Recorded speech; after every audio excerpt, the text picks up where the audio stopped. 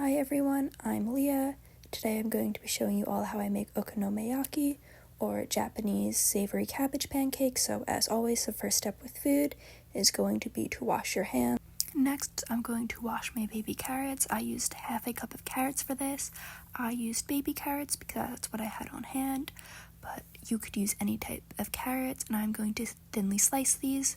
First, I cut my carrots in half, and then I thinly sliced all of my carrots. Once I've sliced all of my carrots, I'm going to put them into a big bowl and move on to my green onions. The first thing I'm going to do with my green onions is going to be to wash them. I wash them for a bit longer than I showed in this video just because it's kind of easier to do that holding my phone. And then I'm going to cut my green onions. So first, I will cut off the ends of my onions and throw those out, and then I will chop up all 4 of my green onions. Once I've finished cutting all of my green onions, I will add those into a bowl, and then I'm going to start cutting my cabbage. The first step of cutting my cabbage is I'm going to cut off the butt of the cabbage, and then I am going to move that off to the side. And then I'm going to turn my cabbage perpendicularly and start to thinly slice my cabbage.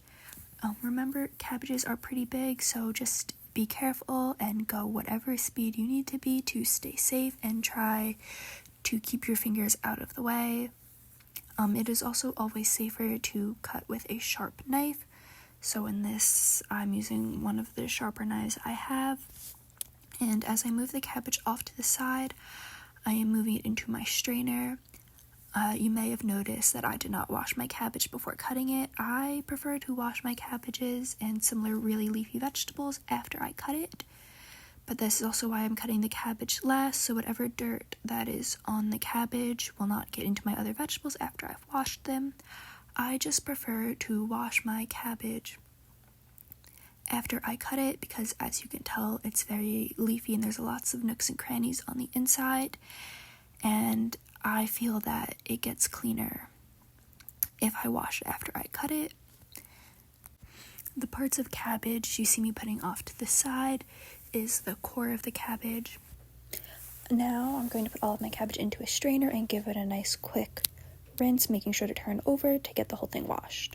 The liquid part of my pancake starts with half a cup of warm water, and into that I'm going to dissolve around a teaspoon of chicken stock. I used bouillon paste for this, but you can use chicken stock if that's what you have.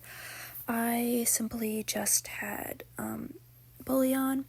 And then the next part of the liquid, I'm going to crack into eggs. I prefer to crack eggs onto a hard surface and then throw out my eggshells. And once I've cracked in my 2 eggs, I am going to add in my salt. I use sea salt. You can also use kosher salt or whichever salts you have on hand. And then I'm going to close my salt, get it out of the way to make sure to keep my work area clear so I have space. And then I'm going to mix it all. Once I've mixed my soup and eggs together, I'm going to pour that into my vegetable mixture. I'm going to pour into a few parts to make sure I get it all covered, and between each section of pouring, I'm going to mix my vegetables. I used my hand for this just because I found it easier, but you can use a big spoon, a spatula, a fork, whatever you have on hand. Just remember, if you are going to use your hands, to wash your hands before, then to wash your hands after as well, because this does include some raw egg, which you do not want to touch. Or it's fine to touch, but after you touch raw egg, it's good practice to wash your hands so you don't contaminate other parts of your kitchen. Once I've mixed my cabbage, I'm going to add the flour. For the flour, it is 1 cup of all-purpose flour, and remember to level that off. I'm leveling it off inside my bag of flour because that's how I have my flour stored, and I am using the flat side of a knife for this. And then I'm going to close up my flour and put it out of the way. Once again, I like to keep a clean workspace. And I'm going to add in about 1/4 of my flour, and then I will mix it all together. And once I feel that is mixed in, so after a few turns or about a minute, I'm going to add more of my flour mixture, and I will repeat that until I've added all the flour and it is well combined. Then, once I'm done, I'm going to let my mixture rest and make my sauce. For the sauce, I started off with 1/3 cup of ketchup. Remember, when you are measuring things in a liquid measuring cup, you want to get onto eye level with it. So I will measure my sauce. The next step in the sauce making after the ketchup is 1 tablespoon of soy sauce. So I'm carefully measuring that out into my measuring spoon. Close that, move it off to the side, and then I'm going to move on with my fish sauce, which is also 1 tablespoon.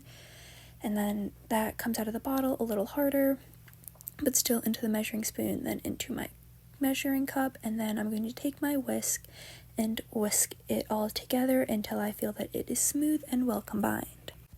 Now that my mixture is ready, I'm going to add 2 tablespoons of oil to my pan, and then I'm going to use tongs and pick up some of my mixture, drip off the excess liquid, and pat it into my pan.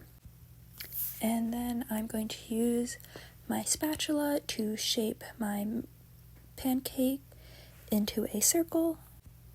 Once I have it shaped into a circle, I'm going to cover my pan and let it cook for 8 minutes, and then after those 8 minutes, I am going to flip my pancake, and the bottom of the pancake should be browned. After another 6 minutes on the heat, I'm going to take my pancake out of the pan and plate it. To serve my pancake, I'm going to put some of the sauce into a little container, and then I'm going to eat and enjoy.